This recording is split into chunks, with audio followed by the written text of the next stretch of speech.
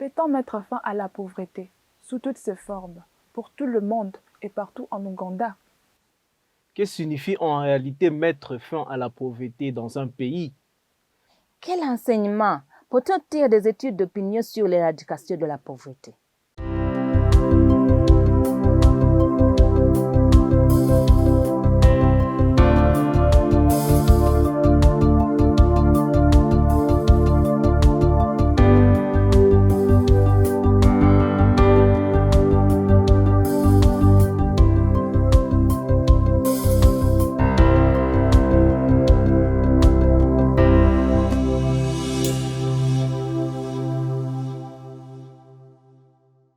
Malgré les efforts déployés pour mettre fin à la pauvreté sous toutes ses formes et partout dans le monde, les Ougandais ont des sentiments mitigés quant au progrès réalisé jusqu'à présent.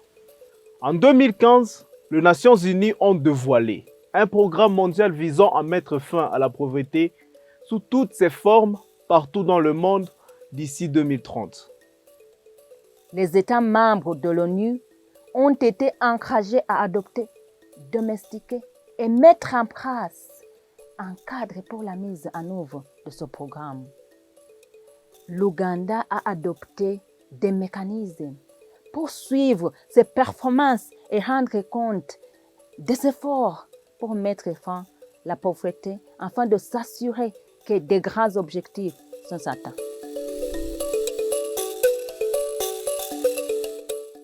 À mi-parcours de la mise en œuvre de l'agenda 2030, nous devons faire une pause et se demander: l'Ouganda est-il sur la bonne voie pour atteindre ses objectifs en matière de lutte contre la pauvreté? Quel est le rôle des citoyens ordinaires dans l'accélération de cette performance? Les rapports gouvernementaux 2020 sur la mise en œuvre de l'agenda 2030 indiquent que la population irale vivant sur le seuil de pauvreté nationale a diminué de 9 points de pourcentage, passant de 34% en 2006 à 25% en 2017. La pauvreté parmi les résidents urbains a diminué de 5 points de pourcentage, passant de 14% en 2006 à 9% en 2017. L'accès à l'eau potable a augmenté de 10 points de pourcentage, passant de 68% en 2013 à 78% en 2017. L'utilisation de lampes à mèche pour l'éclairage domestique a chuté de 38 points de pourcentage, passant de 66% en 2012-2013 à 28% en 2016-2017.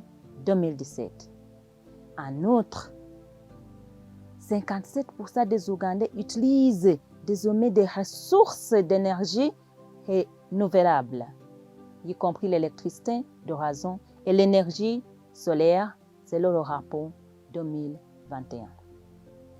Les ménages ayant accès au réseau électronique national ont augmenté de 13%, passant de 15% en 2015 à 28% en 2019.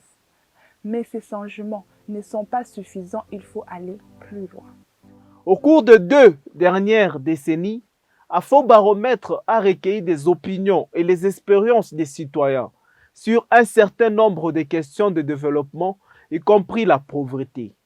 Les données d'Afrobaromètre montrent que la proportion d'Ougandais qui déclarent être en situation de pauvreté a augmenté de 13 points de pourcentage, passant de 54% en 2008 à 67% en 2022.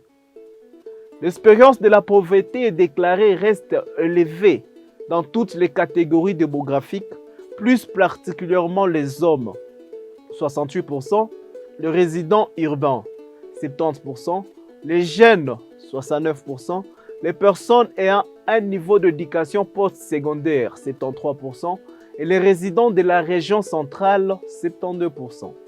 Les données d'Afrobaromètre montrent les différences importantes entre les pays d'Afrique de l'Est. Les données montrent que la proportion des Kenyans qui déclarent avoir connu la pauvreté a chuté de 55% en 2008 à 52% en 2019, mais qu'elle a depuis augmenté pour atteindre 59% en 2021. En Tanzanie, la proportion de citoyens déclarant avoir connu la pauvreté a chuté de manière significative, passant de 65% en 2012 à 36% en 2021. Sous le règne du défunt président John Pombe Magufuli, mais a depuis légèrement augmenté pour atteindre 47% en 2022. L'augmentation de l'espérance autodéclarée, la pauvreté peut être attribuée à l'impact négatif de la pandémie de COVID-19 et aux conflits mondiaux qui ont affecté le commerce et le marché financier.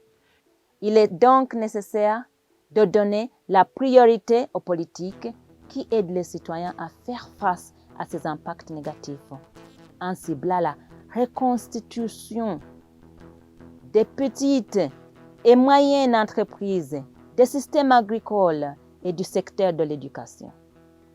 Renforcer la capacité de communautés à tirer pleinement parti des programmes de développement gouvernementaux tels que le modèle de développement parasol, les fonds pour les moyens de subsistance des jeunes, le programme d'autonomisation, les femmes ougandaises, entre autres. Donner la priorité à l'éducation des jeunes au programme de formation professionnelle par le biais de prêts, d'études et de services de soutien à la création d'entreprises. Donner la priorité aux centres industriels, régionaux et à la création d'opportunités d'emploi significatives. Et redoubler d'efforts dans la lutte contre la corruption, notamment en renforçant la capacité des citoyens ordinaires à participer à la planification, au suivi et à la responsabilité des programmes de développement du gouvernement dans leur communauté.